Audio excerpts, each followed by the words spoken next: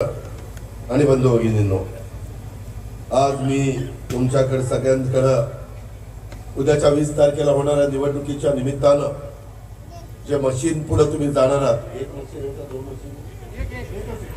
एक मशीन तिथं पुढे जाणार आहात, तिथं पहिल्या क्रमांकालाच अतुल बेनकेंचं नाव, त्यांचा फोटो आणि त्यांचं चिन्ह आहे घड्याळ. त्या घड्याळाच्या चित्रावर आपलं बहुमोल बटन दाबून तुम्ही अतुलला पुन्हा एकदा महाराष्ट्राच्या विधानसभेमध्ये आपल्या भागाचा सर्वांगीण विकास करण्याच्या करता पाठवावं, ही आज जोडून विनंती करण्याच्या करता मी आपल्या सगळ्यांकडे आलो. जुन्नर ही शिवछत्रपतींची जन्मभूमी. या भूमीला प्रथम मी वंदन करतो. महाराष्ट्राचे आराध्य दैवत छत्रपती शिवाजी महाराजांच्या समोर नतमस्तक होतो. त्यांच्या कार्याचं स्मरण करून त्यांना अभिवादन देखील करतो. तसंच आद्य क्रांतिकारक बिरसा मुंडाजी, आद्य क्रांतिकारक राघोजी भांगरेजी, त्यांच्याही कार्याचं स्मरण करून त्यांनाही अभिवादन करतो. तसंच आपल्या सगळ्यांचे लाडके आमदार म्हणून ज्यांनी काम केलं, अनेक वर्ष त्या जुन्नरच्या सर्वांगीण विकासाच्या करता ज्यांनी अतोनात मेहनत घेतली, परिश्रम घेतले, माणसं जोडण्याचं काम केलं, त्या वल्लभशेठ बेनके साहेबांना देखील मी अभिवादन करतो. त्यांच्याही कार्याचं आपल्या सर्वांच्या साक्षीनं स्मरण करतो. आज आपल्याकडं जुन्नर विधानसभा मतदारसंघातला जो आमदार तुम्ही त्या ठिकाणी दिला, तो धडाकेबाज आमदार आहे. सातत्याने धडपड करत राहणार आमदार आहे. जुन्नर विधानसभा मतदारसंघाच्या सिंचनाचा, रोजगाराच्या, रस्त्यांचा, पाण्याच्या प्रश्नासाठी सातत्याने तो आजपर्यंत काम करत राहिला आहे. आणि जुन्नरकरांच्या सुखदुःखात तो सातत्याने सहभागी देखील होत राहिला.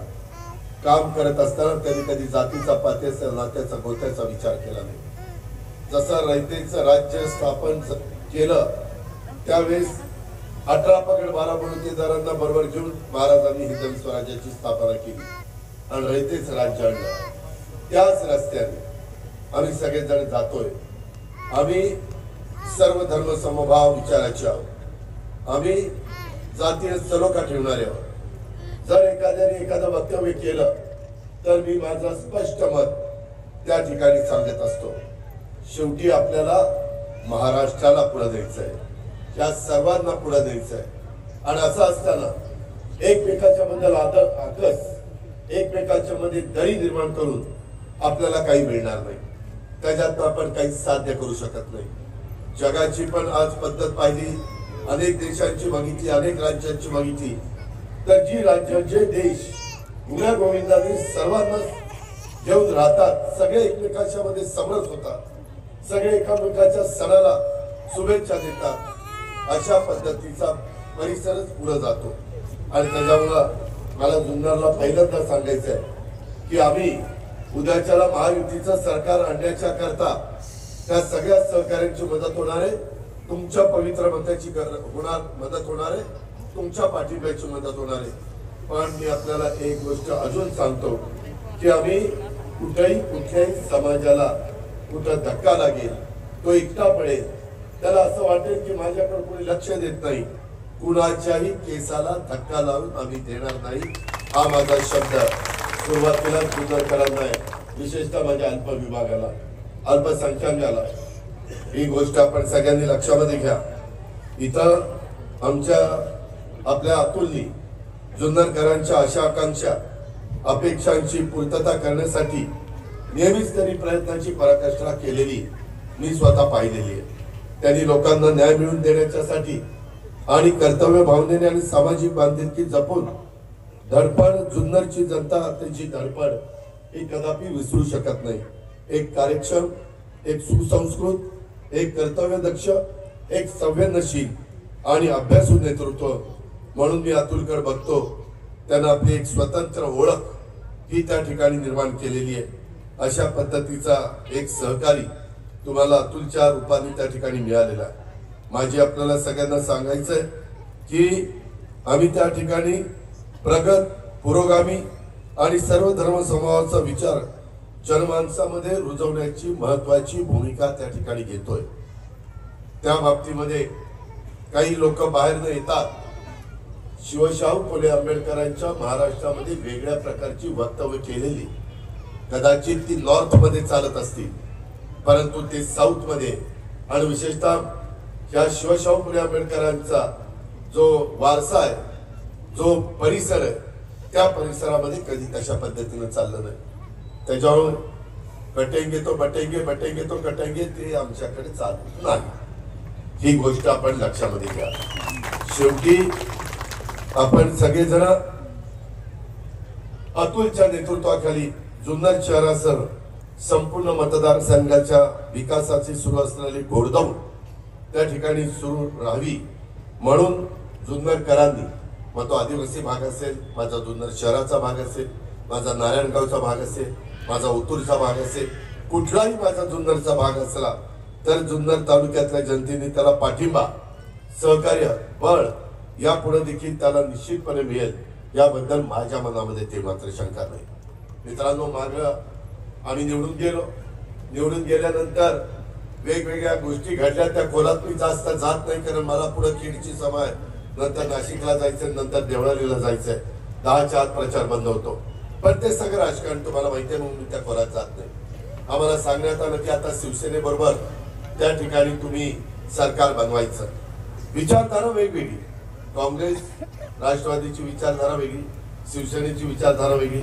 वरिष्ठांनी सांगितलं 2.5 वर्ष उद्धव ठाकरे साहेबांच्या बरोबर काम केलं, कुठं चूक होऊन दिलं नाही, कधी एकमेकांचे मतभेद झाले नाही, कधी अशा पद्धतीच्या बातम्या आल्या नाही की आज काहीतरी ताण तणाव झाला, कॅबिनेटमध्ये काहीतरी वेगळं घडलं, अशा पद्धतीनं कधी आमच्या काळामध्ये तिथं झालं नाही। कारभार व्यवस्थित केला।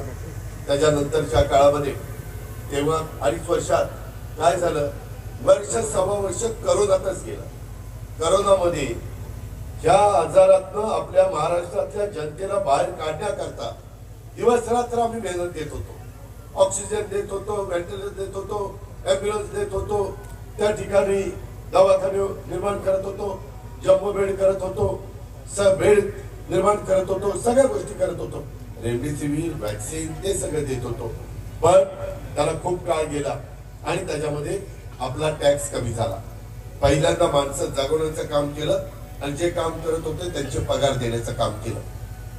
विकास कामाला थोडंसं आम्हाला दूर राहावं लागलं। नंतर मात्र 1 वर्षात विकास कामं मोठ्या प्रमाणात करण्याचा प्रयत्न केला। नंतर 1 वर्ष विरोधी पक्षात राहिलो। आम्ही म्हणत होतो सत्तेवर असल्यानंतरच काम होतात, आम्ही सत्तेला आपापलेले नाहीये, पण ज्या लोकांनी आम्हाला निवडून दिलेले आहे त्या भागामध्ये विकास झाला नाही।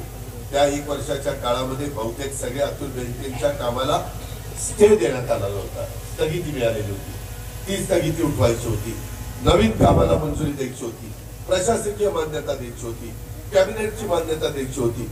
आणि म्हणून आम्ही बहुसंख्यांनी भुजबळ साहेब असतील, सदोशीर असतील, दिलीप वळसे पाटील असतील, मी असेल, सुनील तटकरे असतील, प्रफुल्ल पटेल असतील, धनंजय मुंडे असतील, संजय बनसोडे असतील, आम्ही अनेकांनी तो निर्णय घेतला। तो निर्णय त्या मतदारसंघाच्या विकासाच्या करता घेतला। निर्णय घेतल्यानंतर स्टे सगळे उठले गेले। त्याच्यानंतरच्या काळामध्ये कामाला सुरुवात झाली। जुन्नरकरांनो नीट लक्षात घ्या, 5 वर्षामध्ये जवळपास 2.25 वर्ष आमची वाया गेली आणि राहिलेला 2.5-3 वर्षामध्ये अतुल बेनकेच्या पाठपुराव्यामुळं माझ्यासारखा कार्यकर्ता अर्थमंत्री म्हणून 3,300 कोटी रुपये त्या ठिकाणी देऊ शकला। 3,300 कोटी, आणि तो हा पुरावा। याच्यामध्ये कुठं पैसे दिले, कशा प्रकारे दिले, काय निर्णय घेतले, हे सगळं याच्यामध्ये ते सांगून मी आपला सगळ्यांचा वेळ घेत नाही। परंतु मित्रांनो, हे सगळं करत असताना मी आपल्याला सगळ्यांना एक गोष्ट आवर्जून सांगितली की लोकसभेला आम्हाला फटका बसला, ज्याचा उल्लेख शिवाजीराव आढळराव पाटलांनी केला। खरं तर ते सगळे सतत लोकांच्या मध्ये राहणार आहे।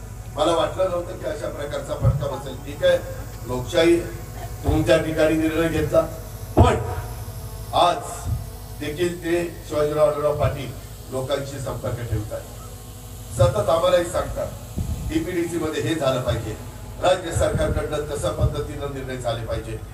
एकंदरीत सतत त्यांचं लक्ष ह्या कामाकडे असतं. आणि एवढंच नाही, काय झालं त्यावेळेस आम्हाला कांदा निर्यात बंदी होती, त्याचा फटका नाशिक, नगर, पुणे, सोलापूर, सातारा या माझ्या 5-6 जिल्ह्यामध्ये कांदा उत्पादक शेतकरी, माझ्या जुन्नरमध्ये तिथेही माझा शेतकरी नाराज झाला, भाव पडले. आम्ही नंतर का एवढा 0.6% मत कमी आहे, 0.6% लोकसभेला महाविकास आघाडी महायुतीमध्ये एवढाच फरक आहे, तरी एवढ्या जागेला फटका बसला. आता ती भर तर काढायला पाहिजे, बसून चालत नाही. झालेल्या गोष्टी त्या पुन्हा पुढे न येण्याच्या करता निर्णय घ्यावे लागतात. आम्ही पहिला निर्णय घेतला, कांदा निर्यात बंदी उठवा. बंदी उठवली. आज माझ्या शेतकऱ्याचा भाव चांगला मिळतोय. आज माझा कांदा उत्पादक शेतकरी खुश आहे. हे पहिलं काम अतुल बेनके, दिलवस पाटील, आमचे दिलीप मोहिते पाटील, आम्ही सगळ्यांनी महायुतीने म्हणून केलं. या आमदारांचे पाठपुरे होते. एवढ्यावरच आम्ही थांबलो नाही. हिरडा कारखाना स्वर्गीय वल्लभचंद बेनके पासून आमचा हिरडा कारखाना चालला. शेवटी आमच्या काळू शेळकन यांनी नाच सोडून दिला. ती म्हातारा झाला, ती दांडू देऊन हेल्पाट ठेवली, पण ती काही निघालं बाहेर. नंतर मला पुन्हा अतुलने सांगितलं, दादा काही करा, हे झालं पाहिजे, हिरडा कारखानाच झाला पाहिजे. ते सगळं मागवलं. 12 कोटी रुपये त्याच्यामध्ये घालावे लागले सरकारला. कॅबिनेट पुढे विषय न्यावा लागला. पण माझ्या आदिवासी भागातला प्रश्न होता, तुमचा आमदार मागे लागला होता, त्याला मी नाराज करू शकत नव्हतो. तो समाजाच्या भल्याकरता काम करत होता आणि त्याकरता कॅबिनेट मध्ये आणले. कॅबिनेट मध्ये काही म्हणाले, हे काय आणलंय, म्हणलं काय आणलं ते आणलं, ते करायचंय. आपण ते मंजूर केलं. मंजुरीचं पत्र मी तुम्हाला त्या ठिकाणी देईन. यामध्ये आता आमचा काळू शेळकंद देखील खुश झाला. आपल्याला आता त्याच्यात लक्ष घालून अतिशय चांगल्या प्रकारे जे काही तुमच्या सगळ्यांचं स्वप्न आहे त्या भागातल्या लोकांच्या करता ते आपण पूर्णत्वाला नेऊ. तेवढ्यावरच आम्ही थांबलो नाही. आज उमेदवार वेगवेगळे उभे राहतात, तो त्यांचा अधिकार आहे. आज अतुल अतिशय उत्तम पद्धतीने काम करणार आहे. माझी तुम्हाला विनंती, ते एवढ्या माझ्या मायमाऊली बसल्या, त्यांच्या करता अर्थसंकल्प सादर करत असताना आम्ही काही योजना आणायचं ठरवलं.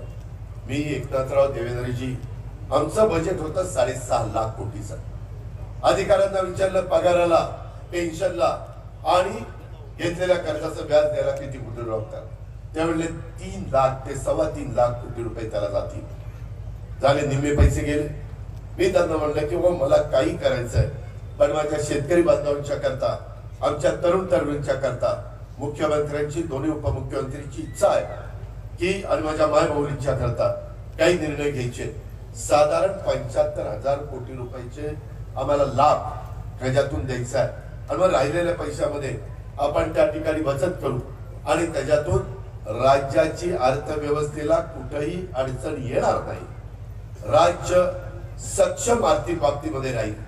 विरोधकांनी किती आरोप केले, माझ्या तिजोरीची दिवाळखोरी निघाली, कंगाल केलं राज्याला, कर्जबाजारी केलं, काही यांना कळत नाही. आणि तुम्हाला जास्त कळते का? आम्ही काय गोट्या खायला आलो? त्याच्यामध्ये आम्ही तिथं 10वा अर्थसंकल्प सादर केलं जुन्नरकरांनो. काही पहिला नव्हता केला. 10 वर्षाचा अनुभव काही कमी आहे? 10 उन्हाळे पावसाळे जास्त बघितले होते ना अर्थसंकल्पाच्या बाबतीमध्ये. इतर पण तज्ञांना विचारलं, ते म्हणले ठीक आहे दादा, बचत केली 10-12% तर 75,000 कोटी बाजूला निघू शकतात. आणि मग माझ्या मायबाऊलीच्या करता दर महिन्याला 1,500 रुपये द्यायचा निर्णय झाला. काही काहींना दिवाळीच्या आधी 5 महिन्याचे 7,500 रुपये मिळाले की नाही? मिळाले. त्याच्यामध्ये आम्ही बोलतो तसं वागतो. आमचे विरोधक म्हणले कुठले देत आहेत, सुनामी जुमला आहे, यांच्याकडे काही नाही, आता तुमच्याकडेच आहे आणि आम्ही काही मोकळेच होत काय? त्यामध्ये आम्ही ते दिल्यानंतर माझ्या मायबोली खुश झाला. दिवाळी चांगली झाली. रक्षाबंधनला पण दिले. भाऊबीजेला त्याच्या ह्याच्यामध्ये अक्षरशः राखी बांधलेले, संपूर्ण हात त्या ठिकाणी भरलेले. अशा पद्धतीनं आमच्या सगळ्या बहिणींनी आमच्यावर अपार अशा प्रकारचं प्रेम केलं, आम्हाला पाठिंबा दिला. या पद्धतीनं आम्ही त्या ठिकाणी बघत आलेलो. मित्रांनो, माझ्या माय मुलींनी एवढ्यावरच आम्ही थांबलो नाही का. हे फोटो एवढं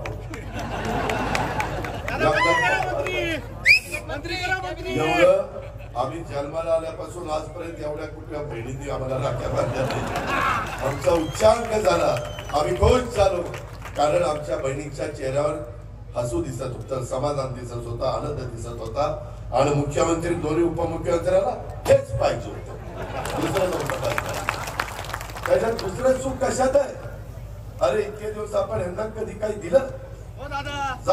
मंत्री करा मंत्री.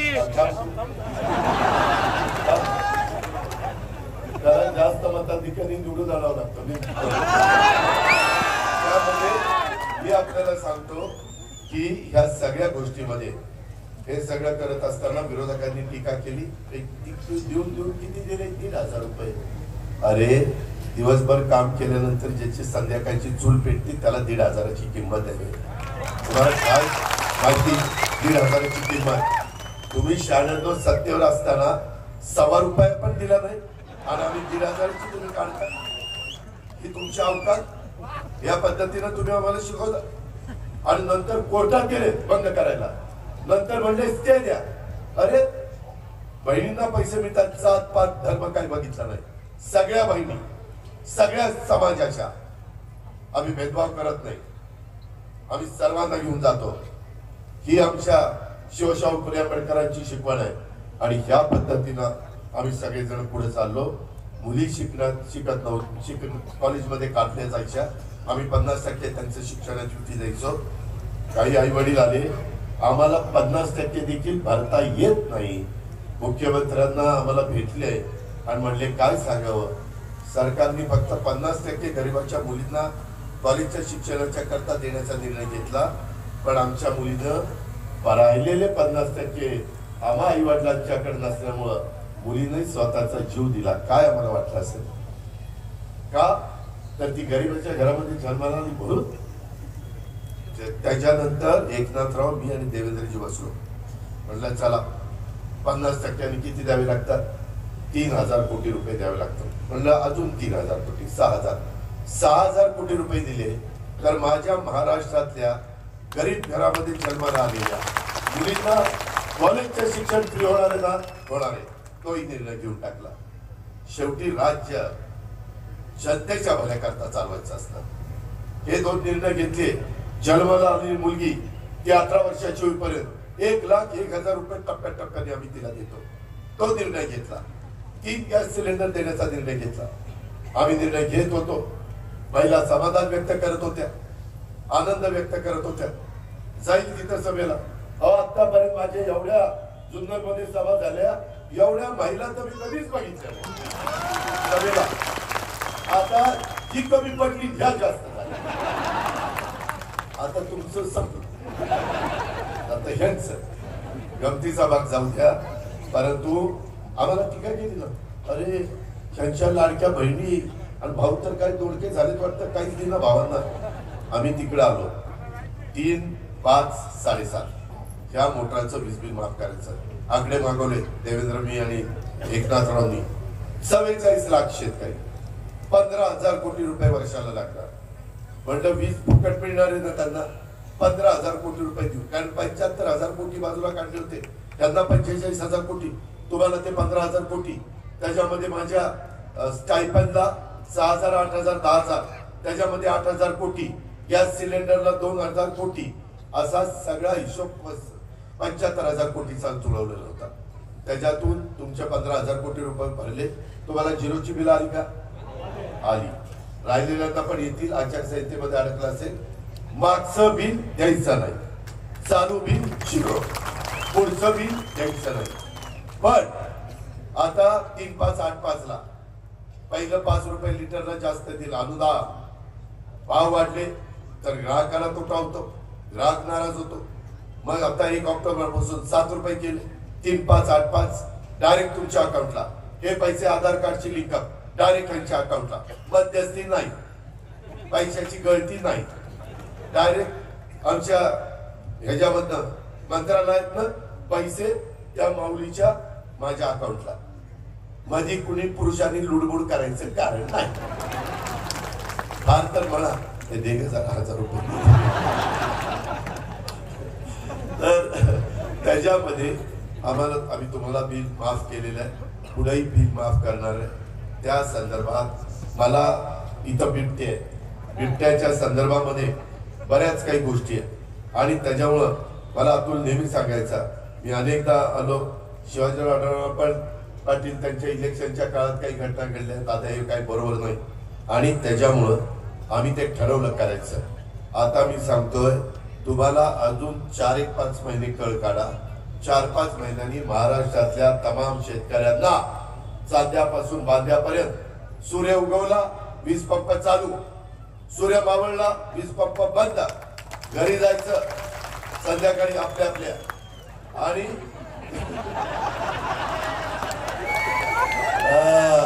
काही जण दुसरीकडे जातात,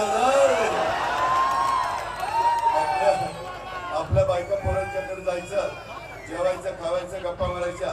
बिबट्याची भीती नाही, रातगावाची भीती नाही, विंचुकाट्याची भीती नाही, सापाची भीती नाही. अशा पद्धतीने आम्ही निर्णय घेतो. हे तुमचं सरकार आहे, आम्ही त्या ठिकाणी शेतकरी आहे. एवढंच नाही, मागील 5 वर्षामध्ये हे 3300 कोटी रुपये दिले. कोरोना आला, निसर्ग चक्रीवादळ आलं, तरी देखील पैसा कमी पडून दिला नाही. निसर्ग चक्रीवादळात अतुल आपणच फिरत होतो, कितीतरी लोकांचं नुकसान झालं, त्याच्यात भरपाई द्यायचा प्रयत्न केला. 28 कोटी. कारण नुकसान होऊच नाही, परंतु पुन्हा फुलाची पाकळी, पुन्हा माझा शेतकरी उभा राहायला पाहिजे, तो मोडता कामा नये, अशा प्रकारची माझी परिस्थिती होती. आणि आता सौर ऊर्जामध्ये 9500 मेगावॉट वीज निर्माण करण्याचं काम आमचं त्या ठिकाणी चाललंय. बिबट प्रवण क्षेत्र लोकांना त्याचा त्रास होतो म्हणून आम्ही काही निर्णय घेतले. पैसे द्यावेच नव्हते हा म्हणणार नाही, पिंजरे कमी पडताय. डीपीडीसीचा मी प्रमुख होतो, 1250 कोटी आपल्याकडे होते. पिंजरे किती पाहिजे फॉरेस्टच्या लोकांना विचारलं, जेवढे पैशाचे पिंजरे पाहिजे होते तेवढे पैसे त्यांना दिले, अधिकचे पिंजरे दिले, वायर दिली, रोप दिले, टॉर्च दिले, नेट जाळी दिली, बिबट बेशुद्ध करण्याची बंदूक दिली, त्याच्यामध्ये ट्रॅप कॅमेरे दिले, वाहनं दिली, आणि डीपीसी मधनं 3 कोटी रुपयाचा निधी दिला. मित्रांनो, आम्ही काम करणार आहे, आम्ही कामाची माणसं, आम्ही रडत बसत नाही, अरे पैसेच नाही कुठं द्यायचे, असं नाही.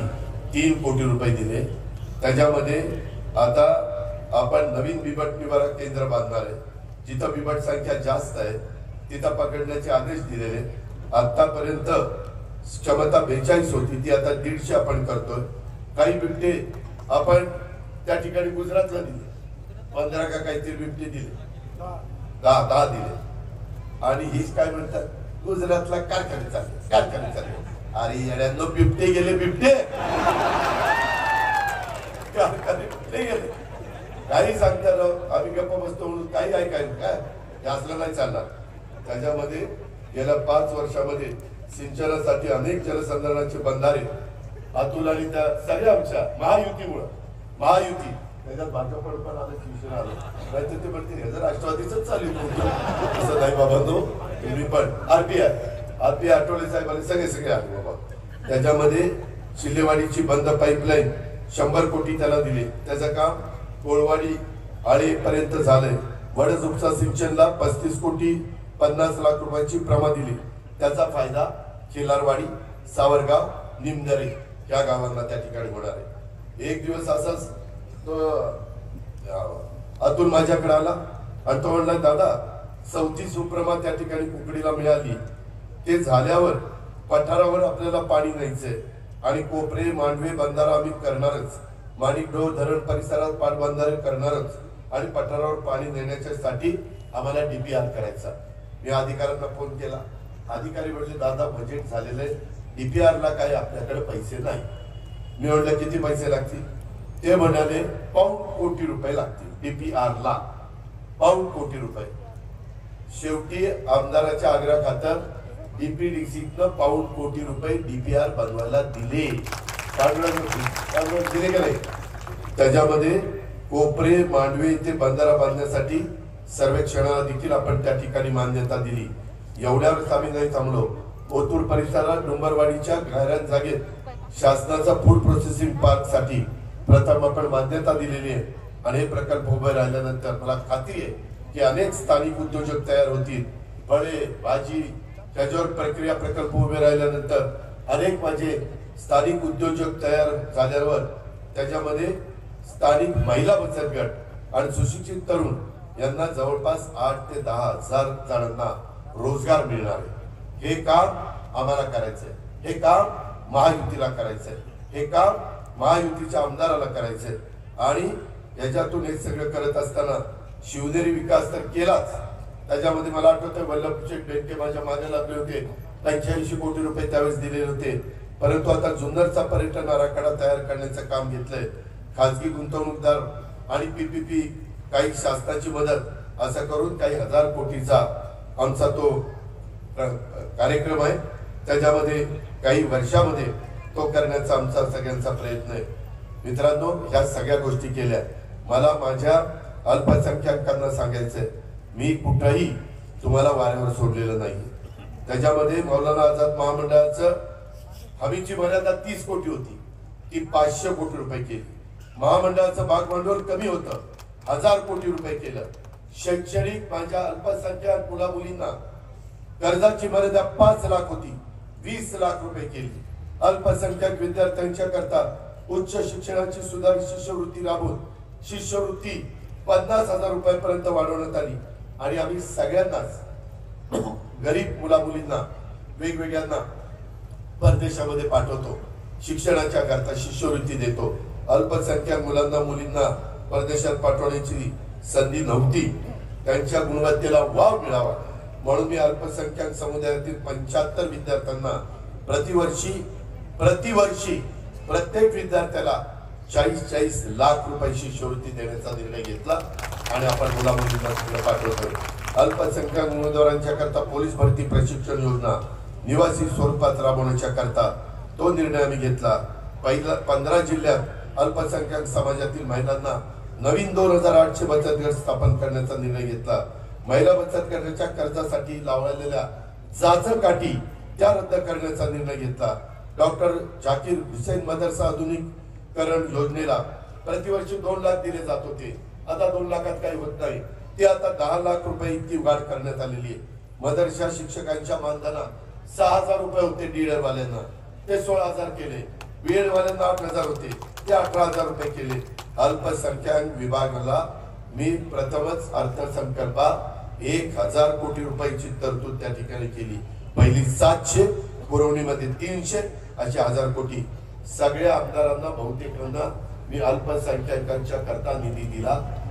शादिकाला बांधण्याकरता, दफन मुलीला वॉल कंपाऊंड करण्याकरता, उर्दू शाळा मोठ्या प्रमाणावर मुलं असतील तर ती करण्याकरता. तुला किती पैसे दिले? आज अल्पसंख्याक विभागाकडनं 72 कोटी. कधी महाराष्ट्राची निर्मिती झाल्यापासून जुन्नरकरांनो एवढा पैसा इथं आला नव्हता. तो आला. उपकार केले नाही, जबाबदारी होती. आम्ही आमचं काम केलं. परंतु तुम्ही तुमचं काम करा. आता तुम्ही असं म्हणत आणू नका हेच बरोबर आहे तर तेच बरोबर आहे. आम्ही आहोत ना, तुम्ही काय काळजी करताय? काल परवा तुमची रॅली प्रचंड मोठी निघाली, मला मागाशी कोणी सांगत होतं, त्याबद्दल तुमचं अभिनंदन. पण त्या रॅलीचं रूपांतर गॅड्याचं बटन दाबायला झालं पाहिजे. पुन्हा दादा काय करणार? रात्री फतवा आला आणि सगळं गेलं. अरे सगळं गेलं. आम्ही कधी जाऊन दिलं का? आम्ही काम करतोय ना? आम्ही भेदभाव करतोय का? आम्ही तुमच्या केसाला धक्का लावून देणार नाही ना? तुम्ही काय काळजी करताय? त्यामध्ये मला आपल्याला सगळ्यांना सांगायचंय, खूप गोष्टी आहेत, परंतु माझी 4 ला सभा आहे. तुम्ही तुमचं काम करा, तुम्ही तुमचं काम करा. पुढची जबाबदारी माझ्यावर सोपवा. त्यामध्ये मी तुम्हाला सांगेन, स्वर्गीय वल्लभशेठ बेनके आता आपल्यात नाहीये. वल्लभशेठ बेनके वर्ण बघताय पण आता आपल्यात नाहीये. अतुल हा आपल्याला पोरका करायचा नाही. अतुलला पोरका करायचा नाही. बेनके कुटुंबांनी जुन्नरची खूप सेवा केलेली आहे, ही तुम्हाला मान्यच करावं लागेल. मी स्वतः अतुलच्या पाठीशी भक्कमपणे उभा आहे. त्याच्यामध्ये तो सिव्हिल त्या ठिकाणी झालेला आहे, कष्ट करणार आहे. शांत स्वभावाचा आहे. काम नाही झालं तर चिडतो, काम झालं तर गुमानी जातो, अशा पद्धतीची त्याची सवय. त्याच्यामुळं मी त्याला चिडूनच देत नाही, कामच करतो त्याच्यावरती कशाला चिड. अशा पद्धतीनं आमचं काम चाललंय. मित्रांनो, काही झालं तर ही अतुलची वल्लभशेठ बेनके हयात नसतानाची पहिली निवडणूक आहे. उद्याच्याला त्याच्या घड्याळाच्या चित्राचं बटन दाबून खऱ्या अर्थाने वल्लभशेठ बेनकेंना त्या ठिकाणी श्रद्धांजली आपल्याला व्हायची. तुम्ही माझी हात जोडून कळकळीची विनंती आहे. बाकी कुणाचा विचार करू नका. मी पुढे तुमचं अजून विकास कामा करता आम्ही महायुती एकनाथराव देवेंद्र मी आम्ही काही तुम्हाला कमी पडू देणार नाही. आता सांगितलेल्या गोष्टी करीनच. आणि मगाशी तुमचं एक सांगायचं राहिलं, मी कुठं महाराष्ट्रात फिरायला गेलो, सभांना गेलो तर त्याच्यामध्ये काहीतरी असं करून टाकतात की अजित पवार असं काहीतरी बोलला. मधी मी काही भागात गेलो, तिथं मी नाशिक मध्ये नगर मध्ये गेल्यावर सांगतो, पावसाचं पडणारं पाणी पश्चिमेकडे जाऊ ते समुद्राला जातं, ते वळवायचंय. 85,000 कोटीच्या प्रकल्पाला आम्ही मान्यता दिली आणि त्या प्रकल्पाचं पाणी आपल्याला आपल्या भागामध्ये त्या ठिकाणी आणायचंय. आपल्या म्हणजे नाशिक आणि नगर जिल्ह्यामध्ये. ते मी सांगण्याचा प्रयत्न करत होतो. त्याच्यामध्ये काही पण त्या क्लिप मध्ये काहीतरी काढलं. मी कधी दुसऱ्याचा तोंडातला घास काढणार नाही. त्याच्यामध्ये मी आपल्याला सांगतो, डिंबे धरणाचं ओव्हरफ्लोचं पाणी माणिकगाव मध्ये ओव्हरफ्लोचं त्या ठिकाणी सोडायचंय. वरच्या पातळीवरच ते झालं पाहिजे. डिंब्याचं पाणी कमी होता कामा नये, याबद्दलची खबरदारी आपल्याला त्या ठिकाणी घ्यायची. नाहीतर धरण उशाशी आणि माझे शेतकरी त्या ठिकाणी उपाशी, हे काही आम्हाला चालणार नाही.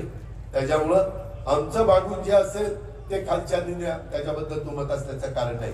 पण मी दुसरी एक गोष्ट जाता जाता सांगतो, आम्ही सरकारमध्ये जाण्याच्या मध्ये जी काही वेगवेगळी कारणं होती, त्याच्यात माझा आंबेगाव तालुका आणि माझा जुन्नर तालुक्याचा पाण्याचा महत्वाचा प्रश्न होता.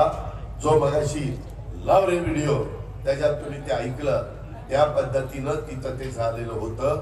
मित्रांनो, त्याच्यामध्ये आपल्याला आता पाणी खूप महत्वाचं आहे आणि तशा पद्धतीनं आपण ह्या सगळ्या गोष्टी करतो. पाण्याच्या संदर्भामध्ये काही झालं तर माझा जुन्नर तालुका आणि आंबेगाव तालुका अडचणीमध्ये येऊ नये याकरता दिलीप वळसे पाटील आणि अतुल बेनकेंनी त्या ठिकाणी भूमिका घेतली. हे पण आपल्याला विसरता येणार नाही. भाव तुमच्या इथं मी आता विचारलं, उचल एक मिनिट.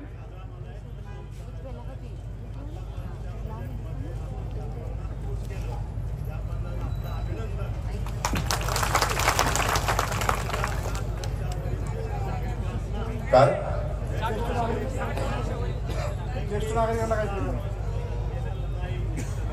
ज्येष्ठ नागरिकांना वयोश्री योजना आणली. ज्येष्ठांना 75च्या पुढे एसटी फ्री केली. एसटी मध्ये बसा, कुठं देवदर्शनाला जावा, जावायकडे जावा, लेकीकडे जावा, लेकाकडे जावा, सुनेकडे जावा, आणखी कुठं काही राहिलं असेल तर तिकडे जावा. मी कोणाला नाही सांगत, मी तुमचा आदर करतो, परंतु ते केलेलं आहे. सांगायचं राहिले, वयोश्री योजना आणली परंतु त्याच्यात भरी वाजून नाहीये. मला तुम्ही संधी द्या. वयस्करांची संख्या महाराष्ट्रामध्ये मोठी होत चाललेली आहे, आयुमान वाढत चाललेलं आहे, एकंदरीत परिस्थिती बदलत चाललेली आहे. त्यांना देखील त्या बाबतीमध्ये कुठे कमी पडणार नाही. तरुण तरुणींना कोर्स करायला स्टायपंड म्हणून त्याच्यात प्रशिक्षणार्थींना आपण त्या ठिकाणी वेतन देतोय. 6,000, 8,000, 10,000 अशा पद्धतीनं समाजातल्या सर्व घटकाला आपण त्या ठिकाणी समाधान करतोय. मित्रांनो, बंधू भगिनींनो, आपल्याला जो साखर कारखाना आहे, जो निवृत्ती शेठ शेतकऱ्यांनी चालवला, तो उभा केला. सोपान शेठ शेतकऱ्यांनी चालवला. त्याच्यानंतर आता जे चालवत आहे, 10 वर्षात तुम्हाला इतरांच्या पेक्षा 1,600 रुपये भाव कमी होणार. 1,600. आणि त्यामध्ये माझ्या माळेगावचा सोमेश्वरचा भाव 3600, 3600, 3571 आहे. तुमचा भाव 3200 रुपये.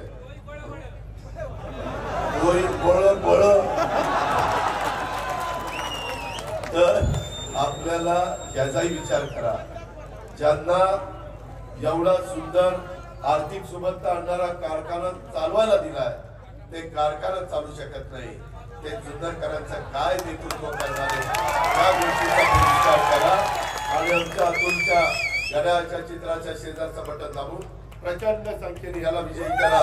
एवढंच विनंती करतो, तुम्ही तुमचं काम करा, पुढचं काम तुमच्या मनात मी करेल एवढ्याच शब्दात घेतो. धन्यवाद.